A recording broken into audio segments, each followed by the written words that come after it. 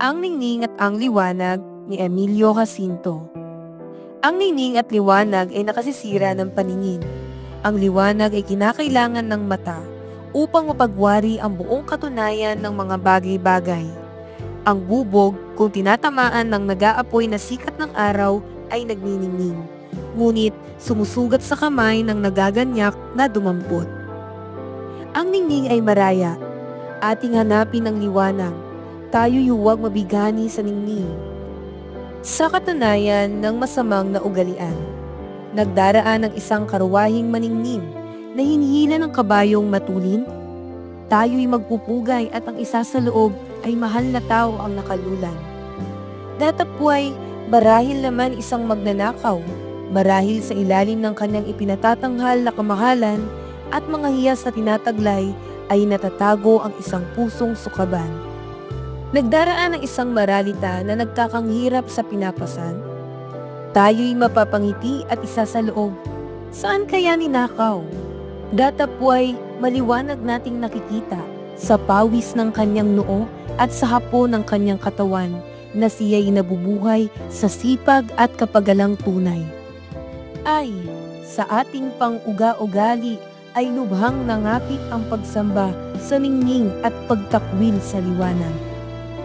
Ito na nga ang dahilang isa pa na kung kaya ang tao at ang mga nayon ay namumuhay sa hinagpis at dalita. Ito na nga ang dahilan na kung kaya ang mga loob na inaakay ng kapalaluan at ng kasakiman ay nagpupumilit na lumitaw na maningning, lalong-lalo na ang mga hari at mga pinuno na pinagkakatiwalaan ng sa ikagiginhawa ng kanilang mga kampon. At walang ibang nasa kundi ang mamalagi sa kapangyarihang sukdang ikanais at ikamatay ng bayan na nagbigay sa kanila ng kapangyarihang ito.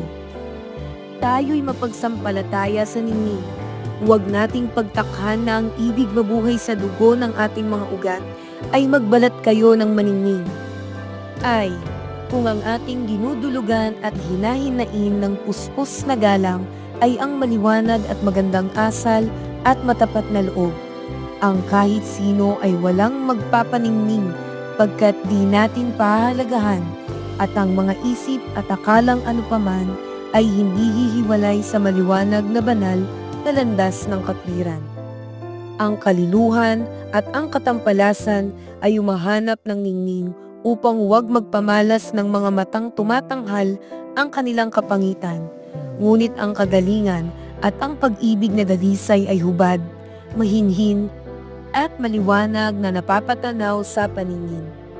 Ang lumipas na pinapanginoon ng Tagalog ay labis na nagpapatunay ng katotohanan nito. Mapalad ang araw ng liwanag. Ay, ang anak ng bayan, ang kapatid ko, ay matututo kaya na kumuhang halimbawa at lakas sa pinagdaan ng mga hirap at mga binatang mga kaapihan.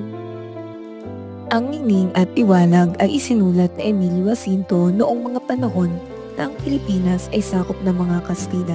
Sinulat ito sa paghahangad na maipakita ang katotohanan at mailarawan ang mga pangyayari noong mga panahong ito. Ngunit hanggang sa panahon natin ngayon ay hindi pa rin nawawala ang kahulugan at mensaheng ipinararating ng akdang ito. Madalas na nabubulag ang mga Pilipino sa ningning at nakaliligtaan na nating tignan o suriin kung ano ang totoo at kung ano ang tama. Tulad ng sabi sa akda, sa katunayan ng masamang kaugalian, nagdaraan ng isang karwahing maningning na hinihila ng kabayong matulin. Nagbibigay pugay tayo sa mga taong dulan ng mga magagara at nagagandahang mga sasakyan. Ngunit hindi natin alam na kung minsan ay sila pa yung mga taong gumagawa ng masama at nagdudulot ng apis at bigati sa atin. Tulad na lamang ng pamahalaang itinatag noong panahon ng pananakop ng mga Kastila. Tunay na namangha at nagpugay ang mga tao sa mga gobernador general, mga alkalde mayor at mga praile.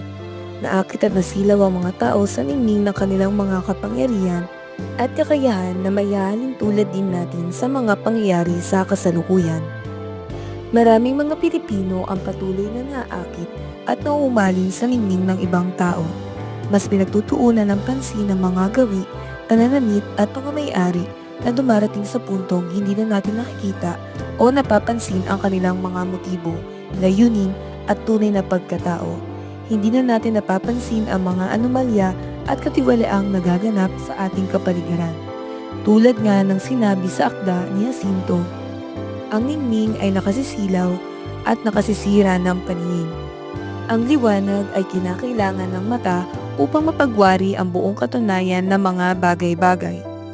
Lubhang nagpasilaw ang mga Pilipino noon sa ningning ng mga mananakop na Kastila, isang ugaling nadala na ng mga Pilipino hanggang sa kasalukuyan.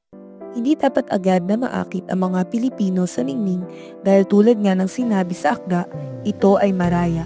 Dapat hanapin ng bawat isa ang liwanag upang mapabuti at malaman ang katotohanan. Mula kay Villanueva taong 2013, Marso 24, Natatanging Katha.